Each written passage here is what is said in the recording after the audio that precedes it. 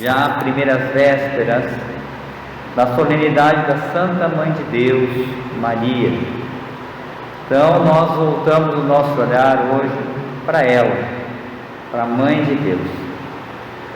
Esse é o título mais importante. Maria tem muitos títulos, mas o mais importante é este. Os outros derivam dessa escolha, dessa graça que ela recebeu de Deus, ser a mãe do Salvador. Ela deu o seu sim livremente e se torna mãe de Deus. Irmãos e irmãs, hoje, olhando a palavra de Deus, o que nós podemos aprender com Maria nesse último dia do ano? O que Maria vai nos ensinar? Porque a mãe, toda mãe, ela deve ser também uma educadora. A mãe educa os seus filhos. E nós sabemos que Maria nos educa no caminho da santidade. Então todo o seu ensinamento vai nessa direção. Façam tudo o que Ele vos disser. Então ela nos ensina a ser santos. E hoje, então a gente vai olhar para a vida de Maria, por exemplo, que ela nos dá, também para uma atitude que ela tem, agora que é destacada no Evangelho, que eu acho fundamental para nós realmente seguirmos a Deus e percebermos a sua vontade. Então, quando os pastores começaram a glorificar e contar as coisas, diante de Nossa Senhora, de São José e de Jesus, Maria diz que Maria guardava todos esses fatos e meditava sobre eles em seu coração. Então Maria, ela olha para a realidade e ela contempla a realidade. Ela une, não é apenas um olhar meramente humano das coisas, mas é um olhar humano iluminado, que busca em Deus o sentido daquilo que está acontecendo. Contempla a realidade, une o natural com o sobrenatural no cotidiano, começa a perceber os sinais. Tanto que a gente entende, como Maria aos pés da cruz, com todo o seu sofrimento, ela espera no Senhor, ela contempla a vontade do Pai. Ela percebe que dali está a vontade do Pai, a salvação da humanidade. Então ela consegue unir, na humanidade, ela consegue olhar a realidade, os fatos e acontecimentos, mas ela recolhe ao seu coração e une isso na sua meditação, ou seja, ela procura elevar isso a Deus, unir ao céu, unir a graça de Deus aquilo que ela está percebendo. Tanto que quando o anjo anuncia a ela, o que ela diz? A reação de Maria primeira, o que ela faz? Ela fica pensando o que significaria aquela saudação. Não é assim que ela faz? Então ela vê toda aquela realidade sobrenatural, ainda ela contempla e percebe e contempla a realidade. E aqui está algo que é fundamental para todo discípulo de Jesus, porque Deus, claro, Ele fala conosco também pode falar de uma forma extraordinária, diretamente, mas Ele fala também através de pessoas, através de fatos, através de acontecimentos. Só que eu preciso ter esse olhar, eu preciso ter um olhar como Maria, eu preciso olhar a realidade e meditá-la no meu coração, não agir simplesmente por um instinto, por aquilo que eu acho, não sou simplesmente porque a pessoa está falando, mas unir, contemplar, perceber aquilo que é vontade de Deus ou não é, o que significa aquilo, aquele fato, onde entra isso, contemplar, rezar esse fato. E isso, o discípulo, é fundamental, porque aonde ele vai chegar? Por que essa necessidade? Para justamente descobrir e perceber a vontade de Deus. Porque qual era o centro da vida de Maria? O que ela disse? Eis aqui a serva do Senhor, faça-se em mim segundo a tua palavra. Então, não tem mais nada importante na vida de Maria do que fazer a vontade de Deus. Então, ela procura, então, ver também no seu dia a dia, nos fatos que acontecem, a vontade, descobrir a vontade do Pai. Por isso ela medita e contempla essa realidade, procura perceber na realidade a vontade de Deus. E não só nos fatos extraordinários, como por exemplo, como o arcanjo Gabriel chega e fala, mas nos fatos como o pastor começaram a falar e ela começou a perceber, ela começou a meditar no seu coração sobre aquilo, para perceber realmente o que Deus estava querendo dizer a ela com aquele fato. E esse fato para o discípulo é fundamental, porque quando ele medita, ele vai buscando cada vez mais essa comunhão com Deus e percebendo, porque realmente percebendo qual é a vontade do Senhor. Porque Deus, quando Ele fala conosco, Ele vai muitas vezes nos inspirar interiormente, mas Ele também vai confirmar essa inspiração exteriormente, com fatos e através de pessoas, situações que vão acontecendo. Porque senão, meus irmãos, nós vamos passar por essa vida reto, e muitas vezes vamos estar fazendo a nossa vontade, e às vezes não vamos estar entendendo situações que acontecem, porque a lógica de Deus não é a nossa. Tem aquele salmo que diz que a vontade do Senhor, os pensamentos do Senhor estão tão acima de nós como o céu da terra. Eu preciso buscar, então por isso que eu preciso meditar, contemplar essa realidade, para perceber essa vontade de Deus. Olha o grande mistério, por exemplo, de Jesus crucificado. Se nós não contemplamos, como é que nós entendemos a cruz? Somente pela fé, pela contemplação dessa verdade. E quando nós mergulhamos nessa verdade à luz da fé, à luz da graça, nós percebemos vida, salvação, amor, misericórdia, graça. Mas se nós tiramos isso, nós apenas vemos sofrimento, dor e assim por diante. Então é fundamental nos caminhos que nós nos dispusemos a sermos discípulos de Jesus, esse olhar mariano da realidade, esse olhar que contempla a realidade, que procura perceber qual é a vontade de Deus, esses fatos que estão acontecendo, de fato, o que Deus está querendo me dizer com isso.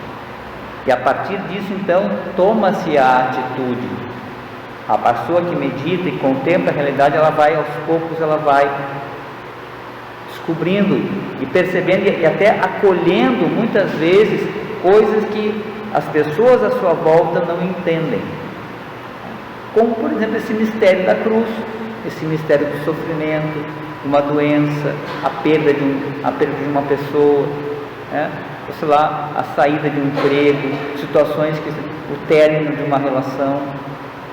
Muitas vezes nós olhamos apenas com os nossos critérios humanos, aí então não percebemos que Deus naquela situação está conduzindo com a sua providência para um bem maior.